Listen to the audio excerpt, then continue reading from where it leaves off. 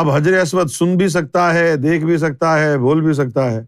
تو انسانی خصوصیات کیا ہیں؟ انسان بھی دیکھ سکتا ہے، انسان بھی سن سکتا ہے۔ تو معلوم یہ ہوا کہ یہ کوئی پتھر نہیں ہے، کیونکہ پتھر کے اندر تو صرف روح جمادی ہوتی ہے۔ روح جمادی کلام نہیں کرتی، روح جمادی کو بصیرت حاصل نہیں، روح جمادی کو سماعت حاصل نہیں ہے اور قوت کلام حاصل نہیں ہے۔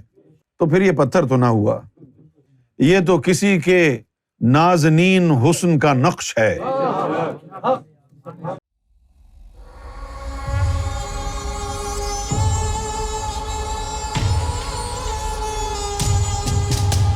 ایک روایت میں یہ آیا کہ حجر اسود میں 2 آنکھیں، 2 کان، زبان اور ناک۔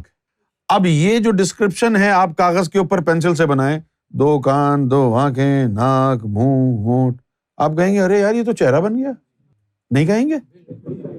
تو معلوم یہ ہوا کہ حجر اسود کے بارے میں نبی پاک صلی اللہ علیہ وسلم نے 1450 سال پہلے بتا دیا تھا کہ حجر اسود میں ایک چہرہ ہے۔ حدیث سے بات کر رہا ہوں، اپنی طرف سے نہیں کہا میں نے کچھ۔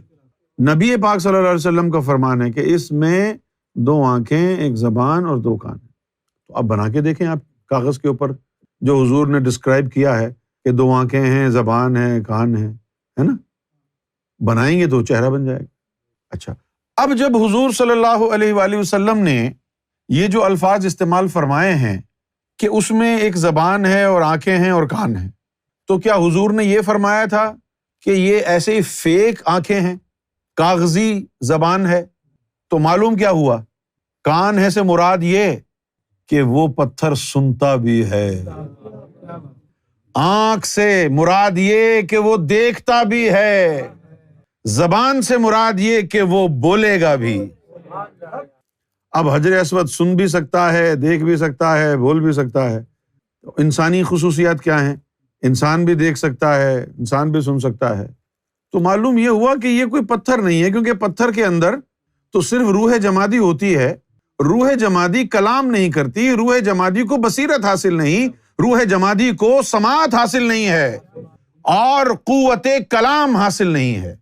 تو پھر یہ پتھر تو نہ ہوا، یہ تو کسی کے نازنین حسن کا نقش ہے۔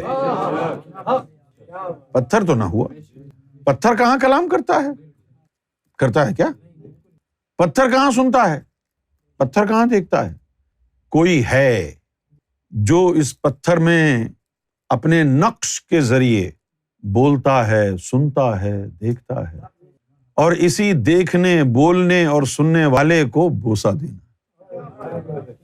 حدیث کے الفاظ ہیں کہ جس نے عقیدت اور محبت سے بوسہ دیا۔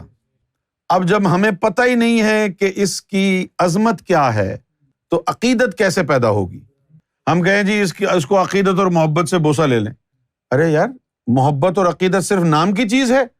میں نے محبت اور عقیدت سے بوسہ لیا، یہ کیا بات ہوئی؟ عقیدت آئے گی اس کے بارے میں جب اس کا راز کھلے گا تجھ پر۔ محبت تجھے تب ہوگی اس سے جب پتہ چلے گا اس میں ہے کیا۔ لہٰذا ضروری ہے حجر اسود کا بوسہ لے کر شفاعت حاصل کرنے کے لیے کہ پتہ ہو کہ اس سے محبت کیوں ہوگی، اس سے عقیدت کا راز کیا ہے۔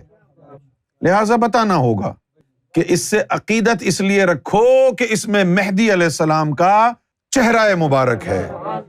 اب جیسے ہی پتہ چلا اچھا مہدی علیہ السلام کا چہرہ ہے، عقیدت ہو گئی۔ اس سے پہلے کہاں تھی؟ جیسے ہی معلوم ہوا اچھا امام مہدی کی تصویر ہے۔ میں آپ کو بتاؤں کہ آج سے کم و بیش 24 یا 25 سال پہلے حجر اسود میں انسانی چہرہ ہے، یہ بات مکہ میں خانہ کعبہ کا جو امام ہے اس نے حجر اسود کو دیکھ کر کے کہی، اور وہاں محکمہ اوقاف کا جو گورنر تھا عبداللہ، امام کعبہ نے اس کو بتائی، وہ بھاگا بھاگا آیا، ارے یار دیکھو، اس نے دیکھا تو اس نے بھی تصدیق کی۔ پھر مکے میں خانہ کعبہ کے اطراف میں جو فقیروں کی ڈیوٹی تھی، ڈیوٹی والے تھے، انہوں نے اس کی تصدیق کی، اور یہ پھر بات لیک آؤٹ ہوئی اور اخباروں میں آئی۔ تو سب سے پہلے کہ امام مہدی کا چہرہ حجر اسود میں نمودار ہو گیا ہے، امام کعبہ نے اس کو لیک کیا اور اس کی تصدیق کی وہاں کے محکمہ اوقاف کے گورنر حماد بن عبداللہ تھا شاید، اس نے اس کی تصدیق کی، مکے کے جو فقراء تھے انہوں نے جو ہے اس بات کی تائید کی، لیکن اس کے بعد کیا ہوا؟ اس کے بعد جو ہے وہاں کی حکومت کو پریشرائز کیا، کس نے؟ وہابی علماء نے، کہ یہ سرکار معاف فرمائیں کسی نے حجر اسود پر جادو کر دیا ہے، اور جادو کے ذریعے ایک تصویر اس کے اوپر ظاہر ہو گئی۔ اب انہوں نے کیا کیا کہ وہ اس کے اطراف میں کپڑا لگا دیا اور خوب اس کو رگڑا۔ ان کا یہ خیال تھا کہ کسی نے یہ تصویر پین سے بنائی ہوگی، اب آپ جانتے تو ہیں ان کی عقل کا معیار، تو وہ گھستے رہے، جتنا گھسا انہوں نے تصویر اتنی واضح ہو گئی، تو وہ سینڈ پیپر لے کے خوب رگڑا لگایا تاکہ یہ تصویر مٹ جائے معاذ اللہ، خوب رگڑا لگایا، رگڑ کے جتنا رگڑیں تصویر اتنی واضح ہو جائے۔ میں نے سرکار سے پوچھا کہ سرکار اس میں کیا راز ہے کہ وہ جتنا اس کو رگڑتے ہیں تصویر اتنی واضح ہو جاتی؟ تو سرکار نے فرمایا کہ تصویر پتھر کی سطح پر نہیں ہے، پتھر کے اندر جذب ہے۔ اب رگڑ کے تو وہ دیوانے ہو گئے، کچھ نہیں بنا، جتنا رگڑیں تصویر اتنی واضح ہو جائے۔ تو پھر انہوں نے یہ ڈیسائیڈ کیا کہ اس کے اوپر جو ہے پینٹ پھیر دیتے ہیں۔ پھر انہوں نے پینٹ اس طرح پھیرا کہ ایک جو ہے وہ برنر ہاتھ میں لیا جس سے آگ نکل رہی تھی، وہ آگ سامنے رکھتے جاتے، پینٹ کرتے جاتے، پینٹ کرتے جاتے، کم سے کم 500 کوٹ کلر کے اس کے اوپر انہوں نے کیے، پتھر کو جلا کے کتنا بڑا ظلم کیا۔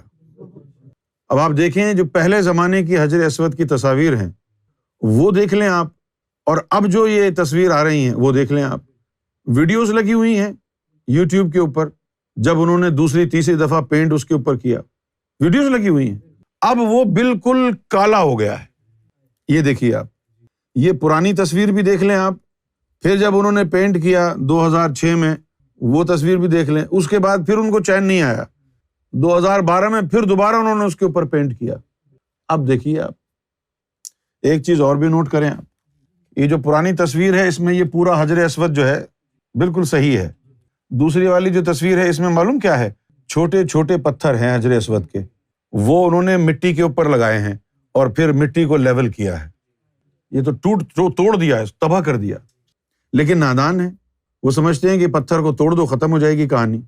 وہ پتھر تو ایک اسکرین ہے، اس کے اوپر یہ سب تو پروجیکٹ ہو رہا ہے۔